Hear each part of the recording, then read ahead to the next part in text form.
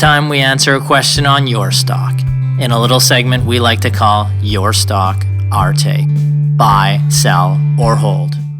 Yeah, here we are. This was from a viewer. We commented on them a couple weeks ago as well, and this is just a follow-up on a deeper description of the company and what they're specifically going through. As Ryan mentioned, Magnet Forensics, symbol MAGT on the TSX, is a developer of digital investigation solutions serving over 4,000 enterprises and organizations in over 100 countries.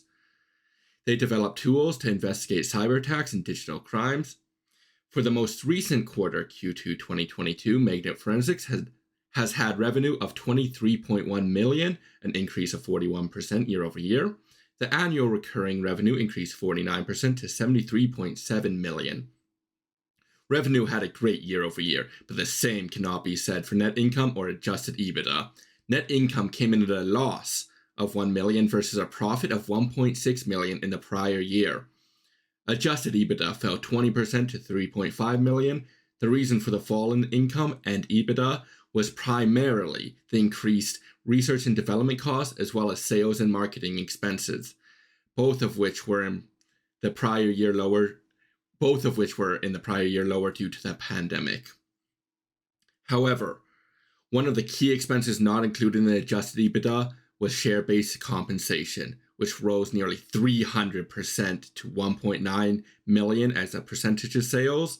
Share compensation was 8.2%, which is not absurdly high for a SaaS company, but would still be high compared to many other segments. As well, companies tend to have heightened share-based compensations post-IPO, which Magnet Forensics did have in 2021. Going forward, we need to monitor the share compensation if it stays high or if it starts to trend lower. For more information on the dynamics of share-based compensation, watch Aaron's previous segment on it, which I'll put a link to in the description. Clearly, the company is growing its top line and was profitable in 2021 when it reduces development costs, but that does not mean it can consistently produce profit and grow at the same time. One thing that I will be watching going forward in the coming quarters is a return to profitability while still having the suitable research and marketing costs. Something Magnet does have, though, is a strong balance sheet. The company holds $116 million in cash while only having $7.9 million in debt and leases. The company does provide guidance through the end of 2022. They estimate revenues of $92.5 million to $94.5 million, an adjusted EBITDA of $13.75 million to $15.79 million. Both of these imply the remaining half of the year will have growth in revenue and EBITDA compared to Q2. Let's take a look at what you are currently paying for the high revenue growth and potential adjusted EBITDA growth.